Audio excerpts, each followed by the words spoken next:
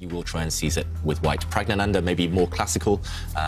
We've seen him just slowly outplay his opponents before in the past. He would love to just survive the opening, get a playable position. And yeah, it's going to be fascinating to see the clash of styles. Yeah, you took the words right out of my mouth, David. Sorry, that's what I was predicting as well. A sharp battle in the opening, and Praggnanandhaa, I think he'll be fearsome on the counter-attack. OK, so we saw the Queen's Gambit. The Queen's Gambit was declined until now. It's the Catalan opening. And, OK, still very theoretical. This is well-known theory, heavy theory here.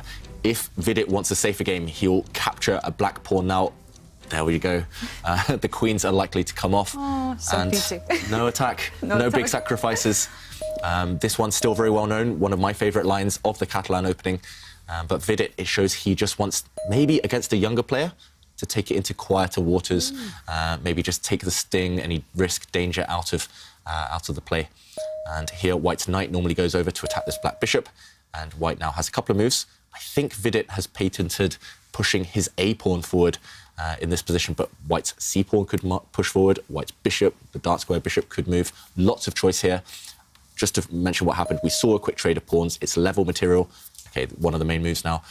It's level material. White's pawn structure, a bit shattered on this queen side. White has two isolated pawns on the left side, but white's piece is very, very active. So this is regarded as level, but black really needs to know what he's doing. And, OK, this move, oh, it's one of the most annoying moves I've ever faced, I must admit, this rook move. When I first saw it, I thought, it can't be good for black. But the more I study it, the more it looks fine. And it does solve most of black's problems. So let's ignore the evaluation bar for now. Just getting a bit excited. Black was actually sacrificing a bit of material, but it was well known to be OK for black. But what do you think of this move that Vidit has just played? Because I saw that they were following your game that you had between Daniel Friedman, a German grandmaster, and there you actually played rook to the C line. Yeah, that's because I didn't really know what I was doing, so I think Vidit knows better. So, OK, we see a quick trade of pawns. It looks like both sides are really well prepared here. And, OK, the first real imbalance of the game is white has the bishop pair now. If you look at white's two bishops, they're both on the longest possible diagonals, and that might give a small advantage. That being said, pieces are flying off the board, getting traded. Queens have come off, a set of minor pieces. Now black, Praggnanandhaa with his last move, trying to trade a set of knights as well. Looks like a battle of homework in this one. Yeah. Not much else to say. And, OK, knights off the board as well. Look at the black rooks. So white's bishops are supreme. They're very impressive. But those black rooks, we talked about open files, Kaya. This is why you keep those rooks on open files. They have access to the whole board. All right, looks nice with those open files. Both players playing super fast here, up to 17 minutes on the clock. So would we say that they're in preparation still, even 22 moves into this? Certainly looks that way. I mean, looks like both players came very, very well prepared because you see, even when Vidit made his pawn move, Praggnanandhaa did not flinch. He just kept on blitzing out those moves. And I think that they've worked out a path to equality. And sometimes this is what happens in top chess. You know, you play some kind of line. It's tricky, but ultimately, if your opponent handles everything correctly, then it's equal. Yeah, and I guess it's just a battle of kind of perspectives here, opinions. White has no risk. I think white can make a draw any time he wants, maybe even by trading off a bishop for a knight, trading a set of rooks. So Vidit knows he's got a safety net, but he also knows that the bishop pair, white's bishop pair, gives some small potential for an advantage later on. Praggnanandhaa, meanwhile, he will have looked at this with the computer. I'm pretty sure if you look longer with a top computer, this will say 0.0, and he'll think, OK, the computer trusts it, therefore I trust it, and maybe he'll have worked out a strategy to completely neutralise the bishop pair. That being said, black is the one having to be more accurate, and it's never been my style, personally, to memorise 23 moves of theory to get a slightly worse position. But these days, the top players, they employ that strategy just to survive as black, and it works very well if you do survive these types of endgames. You need good endgame skills, of course. And, OK, Vidit, I like this last move, just creating a safe square for the white king in front, where this bishop used to stand. So no back rank checkmates, no nasty surprises for Vidit to face. And, yeah, it's... finally, I think both players out of their homework. Well, we know Praggnanandhaa, of course, what he's been doing lately. He played in the Air Things Masters. What has Vidit been up to? I suspect he also played in the FIDE Grand Prix. The two first legs? I think, yeah, of course he did, but unfortunately he didn't reach the destination, Yeah. let's say. But yeah, I mean, he's a very strong player, very well known. And I think both of the players, they work on chess like all the time. Yeah. It feels like, I mean, it's all about chess. You can even, if I follow the accounts, their social media accounts, and I can see that Vidit is all the time he's on this training process. Yeah, I actually heard a quote by someone that Vidit is one of the hardest working players in the top of chess. Yeah, I heard that Anish was teasing him that he was maybe the second most hard-working player after Anish Giri. But yeah, Vidit, I think ever since I first met him when he was a teenager, he's been one of the biggest opening specialists in the world. And in order to become an opening specialist, you need to be a great researcher, a great student. You need to work with other people. You need to analyze deeply on your own, not just with computers. And he's done all that. So yeah, hard-working is a good phrase for him. Yeah. Meanwhile, a set of rooks are about to leave the board. We will see a rook trade. Everything's coming off the board, to be honest, here. Not too much material left. Well, it is a good time for Indian chess, though. We know, of course, after Praggnanandhaa beat Magnus in the Air Things Masters, huge attention. The Indian Prime Minister, it was just crazy, the attention. And also lately announced that Chennai will host the Chess Olympiad. That's right. And it will take place, I think, the same times, July, August. Yeah. So, no, it's a big deal in Indian chess. And to have a tournament like that, I don't think the Olympiad has ever been in India. It will be the first time ever. And this is big news. Yeah, and because we remember, right, the images from the match that Magnus played against Vishy Anand in 2013, just the crazy attention and just the love for chess. Yes, I've been there in Chennai in 2013. What was it like? Oh my God, it was the craziest tournament ever. You know, like so much attention. We had so many journalists and literally photographers were jumping on players and literally like that. So there was a special corridor, police corridor, so the players could come for the press conference. Otherwise, he couldn't just get there. And I mean, it was very impressive. And I mean, I keep really interesting memories from that event. I mean, apart from the whole event, which was very exciting, it was also a very special atmosphere. Yeah. Yes, I mean, of course, Vishy is a hero in India. Everybody knows him, respects him. And there were also some crazy stories, even that after the press conference, one time the mice disappeared, the next time the keyboard disappeared. I couldn't understand what's going on. And it was disappearing without, let's say, the other set, like without USB stick. So I couldn't understand what's going on. And then somebody explained me that if we should touch something, it becomes same like a tie of David, very important. Something very important. So probably people just wanted to keep it as for their memories. Yeah. So then we had police, you know, who make sure that we still have our, you know, the mice and the keyboards for the next press conference.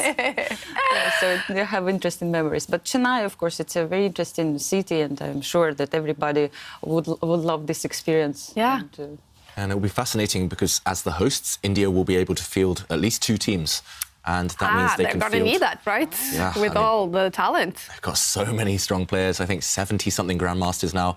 I mean, imagine if Vishy plays, Vidit plays, Hare Krishna, all those guys. And imagine if they have a young guns team full of Praggnanandhaa, Gukesh, Nihal Sarin. Yeah. It's just scary.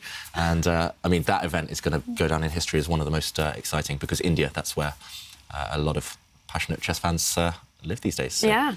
Will you guys play? I hope I will be commenting some. Yeah. So I'm not sure. What about you, Jolanta? I'm hoping to play. Yeah, cool. I'm yet to work out the details with the English Federation, but I really hope so. Cool. And if England want me, I'll be there at their service. Yeah, if I haven't retired by then, but I'll give it another go. It will be nice to go to India and experience that whole thing. Retired. Your chess tie, David, is now up to $1,100. And okay, so I just learned that, you know, every time a new bid comes in, there is a little bit of time added, a few minutes, so that everyone is able to process that bid and potentially make another bid. So it's amazing, you guys. Wow. I mean, imagine how much a tie that Vishy wore would go for. Ooh. Maybe that's the next charity. Yes, in Chennai. Olympiad, yes. Actually, the attention to the match was so huge. I mean, I've never seen something like that. So I hope the same will be for the Olympiad. Yeah. It was broadcasted on TV. I mean, everybody in the city knew what's going on. So, I mean, it's really cool for chess. And I'm a big fan of the team events. You know, no matter what kind of way they're played, so much fun to follow the team events. And in this one, well, Vidit definitely taking some time to think. I sort of got the feeling, David, that you thought this could fizzle out, maybe. Yeah. Do you think Vidit is just now taking his time, looking to see is there anything he can do to keep this game going? I think that's exactly what he was contemplating. And OK, we do have a move.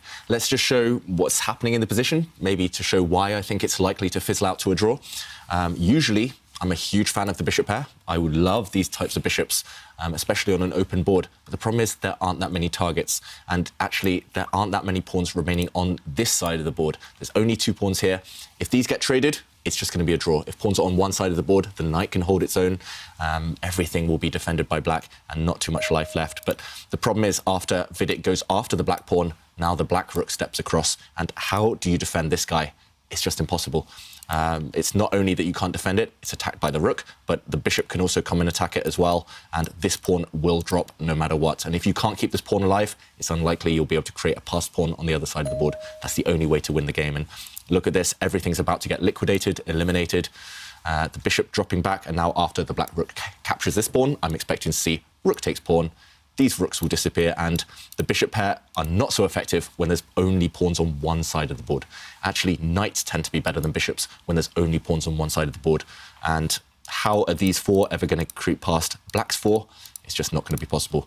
Pawns on the same side of the board. I wouldn't be surprised if these bishops get traded at some point as well, and just not enough material left for either side. This one, it's been really interesting from a kind of academic point of view, learning about the opening theory, seeing both players doing their research and kind of testing each other's memories. But yeah, unfortunately, not too exciting. It looks like a draw likely in this one. And as predicted, let's go back to the players now, because as predicted, the pawns have come off, the rooks have come off. Yeah, I think we'll see a few more moves, but not too much to say here, unfortunately. Yeah. Yeah, I think we'll probably see the players try to get into an opposite colour bishop endgame and then just repeat moves. Yeah, and you can tell on the body language, both players pretty relaxed about this one. Yeah. Whatever I was trying to predict actually went the other way around. So, I mean, it was just a normal, quiet game. And actually, kudos to Prague for finding all the best moves, I mean, or studying all the best moves in this position and equalizing the game with black pieces against such a strong opponent. Yeah, and I think Vidit, the main reason he went for this, just kind of safety-first approach, is because he won 2 of his first 3 games. He's doing very well in the standings, and why take risks? Maybe Vidit thinks, OK, today has been exciting enough, he's done really well, and a draw is fine. Whereas for Pragg, he's doing OK so far, 1 win, 1 loss, but with the black pieces against someone strong like Vidit, someone really well prepared, a draw is always a decent result. So we can't fault either player. Just a good result for both of them, it feels like. Mm-hmm. And also, it's quite late in India as well. So, you know, it's been a tiring day. So I certainly can forgive the players for playing rather academic. I mean, the thing is, though, that's not even true because they did give it their all. It was just a perfect game. Yeah, neither side making mistakes. Exactly. Yeah, and OK, we've reached move 30. It'll be interesting to see kind of how this game finishes, whether it will be just a repetition of moves where both sides kind of mutually just agree no progress to be made, or whether we'll see them kind of battle it out, just trade off everything, go for king versus king eventually. Yeah, actually, it's going to be time difference in India too for many players, right? So that's true. It's going to be tricky as well. Yeah. Yes, I remember myself playing in Indonesia, and we just arrived, and we had to start the games, and there were two rounds per day, and I had to play like at 4 o'clock in the morning in Ukrainian time. And I remember myself like I couldn't understand where I am, what I'm doing, what about chess, what's going on here. So sometimes it's really, challenging. Yeah. 2 rounds a day as well. Yeah, and yes, you couldn't really go and sleep because there was another round. Yeah. Chess is intense, I have to say. I need those 1 game a day, 7-hour time controls. Anything else is just too fast. Exactly. And OK, we're racing towards a draw. Actually here, this one isn't going to last much longer. We see a trade of bishop for knight. Now it's actually even opposite colour bishops. Now, all the life has been sucked out of this one. White's bishop just trying to give itself up. But if black captured it, then white would have been a pawn up in the endgame. But no, now it's 3 pawns versus 3 pawns and opposite colour bishops. Chess does not get more drawish than this position. So, okay, a hard fight, but just a perfect game. And they've cancelled each other out. A draw any moment now. And they can go to sleep. Yeah, exactly. Well-deserved break for both players. Yeah. How easy do you think it is to sleep after playing 4 rounds of exciting chess? It depends. Yes. Yeah. I struggle, so I'm not the right person to ask. I can never sleep within 2 or 3 hours of a game. I need to wind down. Me too.